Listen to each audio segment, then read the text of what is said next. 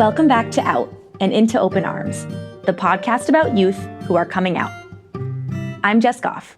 And I'm Mark Belanger. And Jess, what's all the noise I heard coming in today? That's what I call beautiful chaos. You overheard our youth group right down the hall. It sounded like a whole lot of kid energy. You bet. Kids are kids, and joy is joy.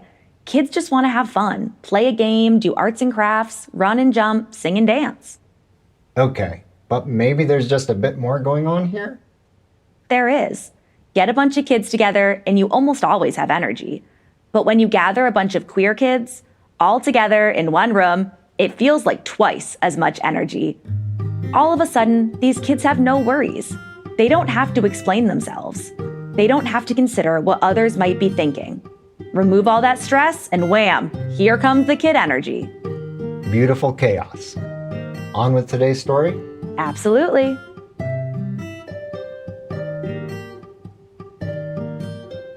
Okay, here's the scene. It's an elementary school play, Peter Pan. It's soon to begin, and somewhere backstage, there's a very excited 10-year-old who has the lead role. His name, as it happens, is Peter, and he loves acting. It's not the applause. I just like doing it. And if you met Peter, you'd get it. This kid was made for the stage.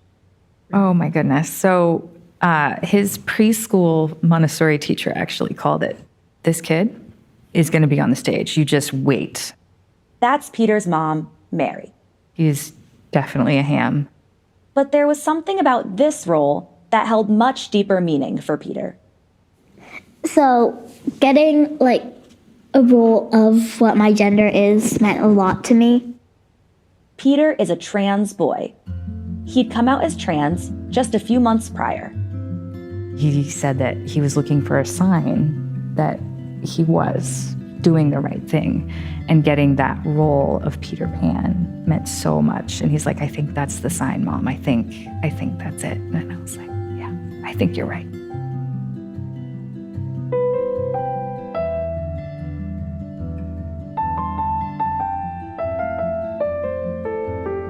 For Peter, coming out was not just one event. It was a sequence of events.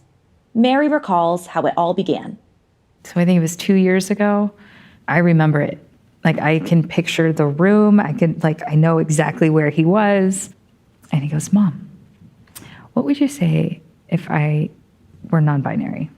What would you say if I were non-binary? Hypothetically. I introduced it to my mom as kind of a question. I said, "So what would you say if I said that I was non-binary?" And she said that she would be there to support me and that she'd still love me. Mary recalls she was by the door, about to take the dog for a walk. Once again, you just never know when a conversation like this might happen. She continues the story. "Okay, I'd want to know what you need, and how could I support you?" "So, Mom, I think I am non-binary." I think I am non-binary. Peter's no longer asking a question. "Okay, cool. So what do you need, and how can I support you?" Mary's warm response had an impact. You could immediately almost see he grew a couple of inches just from having that weight lifted off of him that I didn't even know was there. So it was incredible to see him happy and, really excited in a way that I didn't know was missing. Mary regretted that she hadn't noticed sooner. So that felt awful that I didn't know it was missing, but it was great that he was finally feeling that way. As it turned out, there was something even more significant going on for Peter. He'd been anxious for days about having this conversation. So when I first came out as non-binary, I was afraid that my parents wouldn't love me anymore. He was afraid that his parents wouldn't love him anymore. We asked Peter if he knew why he had that fear. I don't know. I guess when you're going through a big change, it's scary. It was not an easy thing for Mary to hear. Like, oh my God, what have I done wrong that you think that you can't tell me those kinds of things? And then what makes you think that I would ever stop loving you? I hope and I think I held it together in the moment to say, wow, that must have felt awful. That must be horrible. And how brave you were to tell me anyway. Mary reflected on why Peter was afraid to tell her. One of her thoughts was that she'd wanted her kids to love reading, and she'd raised her kids with media and literature that was inclusive and diverse. Yeah, and I was doing it even just so that you can be an empathetic person to other people in the world. So Peter had learned about different gender identities. He would certainly ask questions like, what does it mean to be non-binary? What do you mean non-binary? And I was like, well, gender, there's a spectrum, and some people feel more female, some people feel more male, and there's all in between. And so he knew those kinds of things. These books played a role as Peter started considering his own identity. He's read a lot of books, which has been fantastic. Children's books has been absolutely amazing. He's found a lot of solidarity, and he sees himself reflected, and that's been incredible. But Peter also learned that some people have challenging coming out experiences. But it also means that he has seen or heard about other instances of people where their families haven't been accepting. And so he thought that might happen here. Once Mom and Dad had addressed Peter's fear of not being accepted, Peter felt better. I feel more myself. We asked him what it was like to be out to his family. You know how when you fall asleep and you're super tired, and then you wake up and you feel super energized. I get this random rush of energy where I laugh about everything.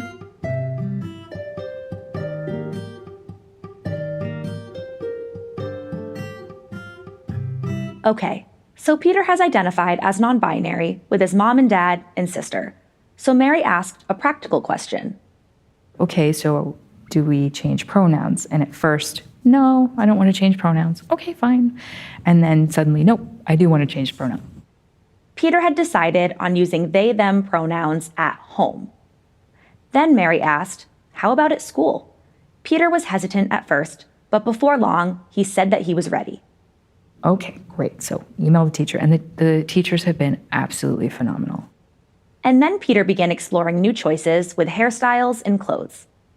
I used to have long hair. And then when I came out as non-binary, I cut it up to my ear. And I stopped wearing dresses. That was a big change because most of my wardrobe was dresses. But I stopped. And then more changes came around. Around Christmas time this year is when he was like, so I think I might be trans male. Okay, sounds great. What do you need? So ever since I identified as non-binary, I always felt a little bit like a boy, but I was like, let's try this out to see how much I feel like a boy. And eventually, after a year, I was like, yeah, I'm a boy. So Peter now identified as trans male. And so the entire process began again, starting with changes in Peter's wardrobe and his hairstyle. And when I came out trans, I kept it as a pixie cut for a while, and then it's starting to grow back in. But I shaved one side of my head to do this kind of punk look. Peter also changed his name and changed his pronouns, at first with just a few people, and then with everyone. Mary let Peter control the pace, one step at a time, as he was comfortable. Mary admits that it was a lot of change, and she was anticipating that there might be more. I don't know what's going to happen. I have no idea. He was non-binary. Now he's trans. It could change again. And in some ways, that's very freeing because I don't know. So there's not a whole lot I can do to prepare for it. As Mary sees it, her role is to be present, be in the moment, and walk with him along the way. Peter also gets a lot of support from his sister. The siblings have a special bond. And I joke with her that she knew I was trans before I did. He's got an older sister who is fiercely loyal, and she was much better at shifting pronouns, shifting like all of that the whole time. And I think she would point it out to both me and my husband every single time we messed up, which, it's great, helpful. Yes, I need that. Early in Peter's transition, Mary asked her daughter how she felt about what was going on, if she had any questions or concerns. The question came as a surprise to Mary's daughter. Would you have a problem with it? No, I don't have. No, I'm just checking with you because, you lost a sister in a way. From Mary's retelling, it's easy to imagine Mary on the receiving end of a typical teenager eye roll, as in, why on earth would you possibly think that I have a problem with this? And then Peter's sister said this. Yeah, but I gained a brother. As in, why would I care? I gained a brother. Peter's sister showed her support in other ways as well. She's got a friend who's non-binary, 2 friends who are trans. And Peter's sister invited her little brother to hang out with them. Which, who wants their little brother tagging around? That's been really incredible. It's just this sense of community, even within our own community, that I had no idea existed before.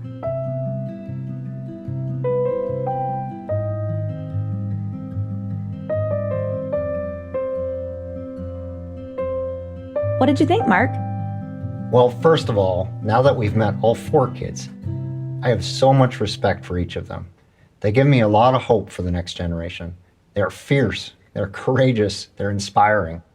We've now met an actor, an artist, an athlete, and I guess we can call Gemma the Karate Kid.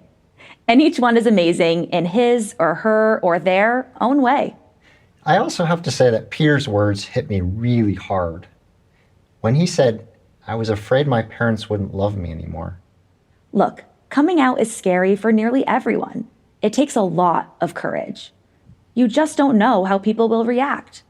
You might even experience some doubt about a loving and supportive parent like Mary. She speculated that Peter's fears were validated or possibly even strengthened by some of the books that Peter had read. That was interesting. But still, on balance, it's a great idea to expose kids to stories about queer youth. When kids question their identity, they can feel extremely isolated. They find comfort in learning that they are not alone. But yes, in the process, kids might learn that some kids who come out don't find much support, not even in their own home. All the more reason to take note of these kids' bravery. I think what this story did for me most strongly is show how coming out is not an event, it's a process. There can be quite a sequence of steps. Peter went from non-binary to trans male, with gradual exploration that led to changes in names, pronouns, hair, and clothes. That's right. It can feel like a lot, but it's all part of the process.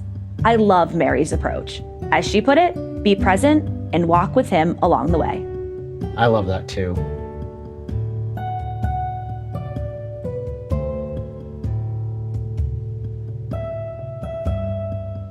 So, we're now going to loop back to where we opened this episode, with the school play, Peter Pan.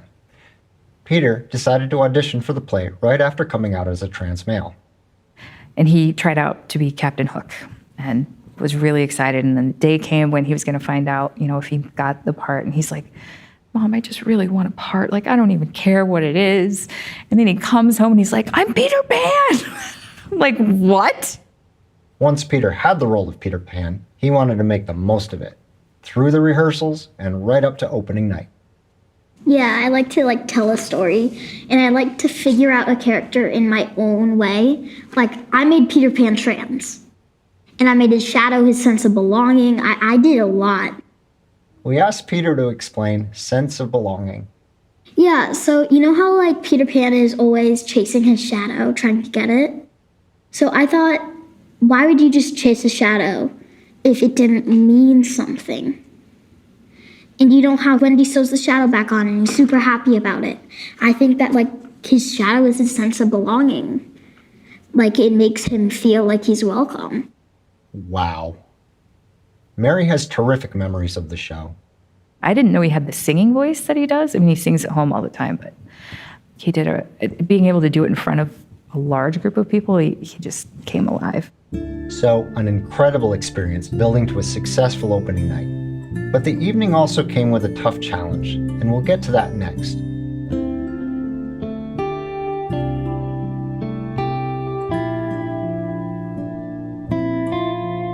Listeners, if you've had an intense conflict with a relative who doesn't accept your identity, you might find this next segment to be hard to listen to. Take a break if you need to, and consider listening with a supportive friend. One of the people in the audience that night was Peter's grandfather, Mary's dad, and that was hard.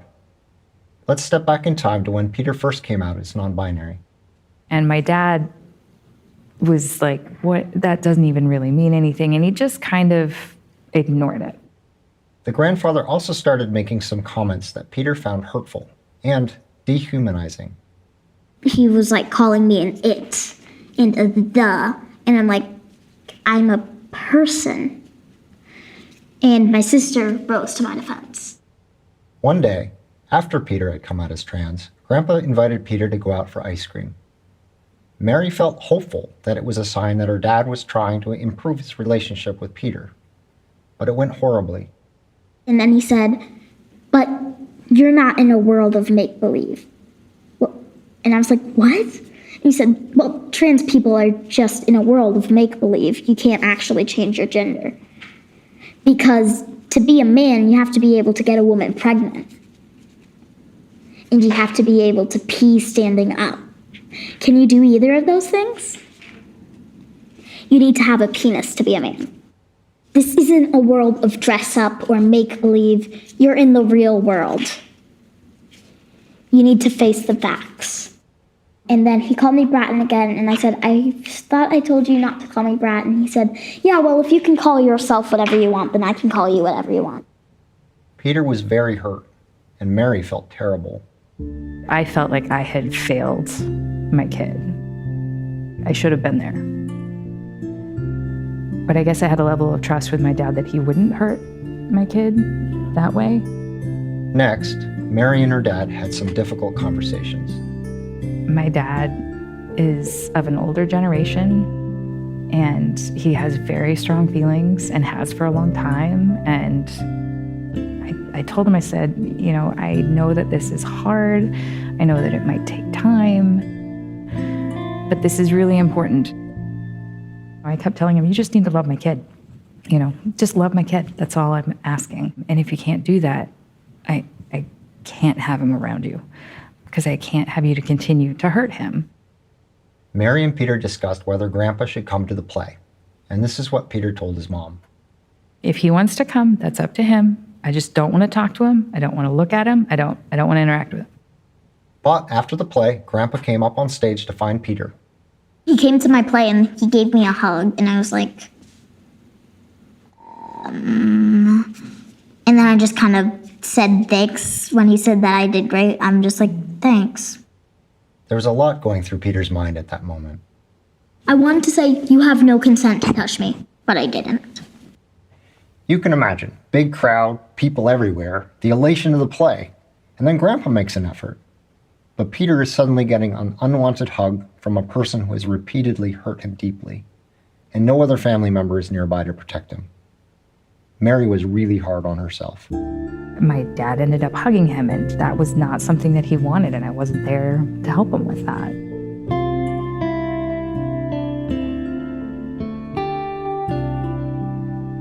Of course, the strained relationship with Peter's grandfather is heartbreaking for Mary, and hard for Peter too. I think in part because he does really love my dad, and my dad really loves him. So that's been a struggle and been hard. And the tension between Peter and his grandfather affects everyone in the family. You know, they feel the blowback from all of this happening. The play was a perfect example. It was very awkward. That said, others in the extended family have been supportive. Mary's mom, Grandpa's wife, makes an effort. My mom was kind of confused. She was like, okay, I'm not quite sure what that means, but I will do my best. I am going to forget all the time, but it's just remember that I'm forgetful. Mary is grateful for the support she gets from her sister. Together, they've navigated some language and word choice challenges. It was funny because even my sister and my brother-in-law were like, We can't say nieces or nephews. They wanted to be supportive and didn't know how. When the family was headed to a large family reunion, Peter asked his mom if he should tell everyone. That's been a tricky thing too, because of course I want my kid to be authentically themselves. There are times when I've wanted to say, well, why don't we just leave it be? And then I'm like, no, I'm asking you to hide who you are, and that's not right. At the reunion, Peter got some help sharing the news. He had my cousin help him. My cousin absolutely loves him.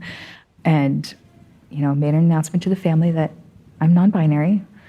And everyone was like, okay, what does that mean?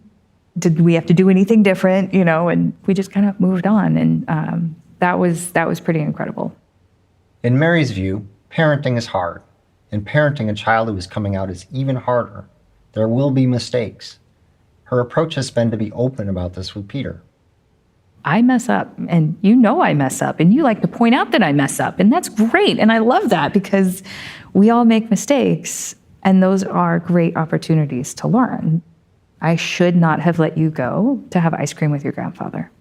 It was a mistake. I didn't know that was going to happen. If I had known, obviously, I wouldn't have had you go, but I really shouldn't have sent you alone. I never should have done that, and I'm sorry.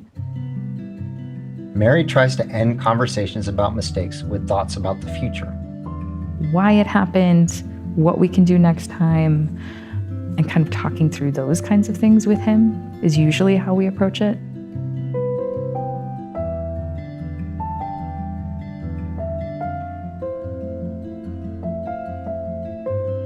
What resonated with you in that segment, Jess? Well, as a theater person myself, I felt some vicarious joy over Peter's performance, and I really felt for him, thinking about his grandpa. I know, the story is beautiful, but really challenging at the same time.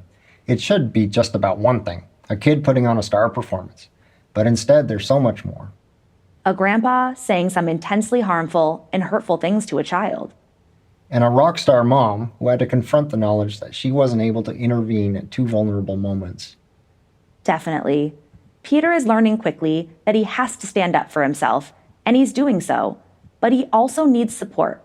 I'm glad that he's getting it from his sister, his mom, and others. He's setting healthy boundaries and navigating some difficult family dynamics. In some ways, it seems he has skills that are way beyond his years, skills that he shouldn't have to have at the age of 10. I also love the way Mary is so open about making mistakes, learning alongside Peter, and moving the family forward. We all have a lot to learn. Even though I'm part of the community and work with LGBTQ+ youth every day, I learn new things all the time. When we learn better, we do better. Instead of getting defensive about my mistakes, I just apologize, correct myself, and try to do better the next time. Speaking of which, I understand that there's some new language emerging. This is for you, aunts and uncles who are listening. Yep, there's a new term that's gaining traction. The word is nibbling. Nibbling. Yes, it means the children of your sibling. So, nibbling can be used as a substitute for either niece or nephew, but it's gender neutral. I also happen to think that it's just very cute. So Jess, we've met all 4 families, and a few nibblings. We have. And in the remaining episodes, we'll combine the wisdom of all 4 of them in discussing common issues that come up for LGBTQ+ families. In the next episode, we'll discuss the power of community. Wonderful. See you then.